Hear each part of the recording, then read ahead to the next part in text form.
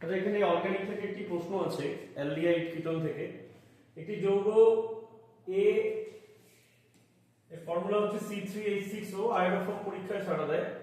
Iodoform পরীক্ষায় সাড়া দেয় মানে কিটোমিথাইল তো আছে, বি এবং সি তৈরি করে, বি কস্টিক সোডার সঙ্গে বিক্রিয়া করে একটি যৌগ ডি করে যা আম্লিক। আদ্র বিশ্লেষণ করলে ই পাওয়া যায়, ই টোলেন্স ও ফেলিনকে উভয়ের সঙ্গে বিক্রিয়া করছে। দেখো সবার প্রথমে C3H6O এর যে ফর্মুলা, এর মধ্যে তিনটে কার্বন, হাইড্রোজেন 6টা আছে, তার মানে এটা অ্যাসিটোন হবে। CH3COCH3, কার্বন 3টে, হাইড্রোজেন 6টা, অক্সিজেন 1টা, এর মধ্যে কিটোমিথাইল গ্রুপও আছে।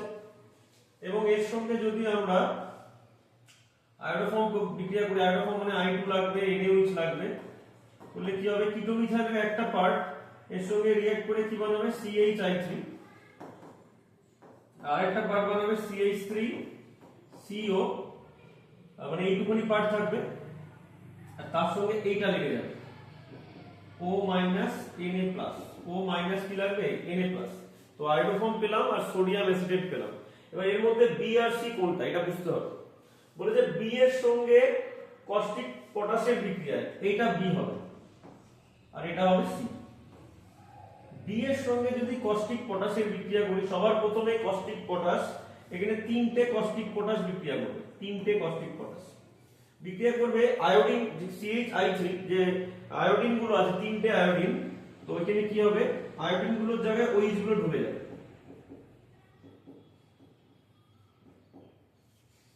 OH গুলো ঢুকে যাবে।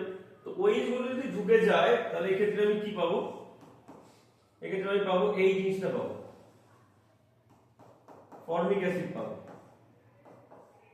কি পাবো, ফর্মিক অ্যাসিড পাবো, ফর্মিক অ্যাসিড পাবো। কিন্তু যেহেতু এখানে কস্টিক পটাশ অনেক আছে, এই যে উৎপন্ন যে ফর্মিক অ্যাসিডটা, এই ফর্মিক অ্যাসিডটা আবার KOH এর সঙ্গে বিক্রিয়া করবে, বিক্রিয়া করে OH মাইনাস এর একটা H কে তুলে নেবে, যার ফলে তৈরি হবে এইটা পটাশিয়াম ফরমেট তৈরি হবে, পটাশিয়াম ফরমেট। এবার এই পটাশিয়াম ফরমেটকে যদি দেখো কি হচ্ছে, আম্লিক আদ্রবিষণ করবে, মানে এটা হচ্ছে ডি আমার, এটাকে যদি আমি আম্লিক আদ্রবিষণ করি মানে H+D এর মধ্যে, তাহলে এটা ফর্মিক অ্যাসিড পাওয়া যাবে। আর ফর্মিক অ্যাসিডের মধ্যে অ্যালডিহাইড গ্রুপ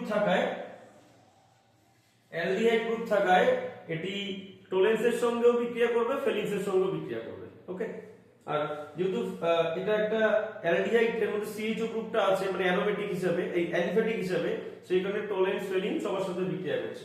তাহলে এখানে A হচ্ছে অ্যাসিটোন, B হচ্ছে আয়োডোফর্ম, C হচ্ছে সোডিয়াম অ্যাসিটেট, E হচ্ছে পটাশিয়াম ফরমেট এন্ড D হচ্ছে পটাশিয়াম ফরমেট, আর E হচ্ছে ফর্মিক অ্যাসিড। Thank you.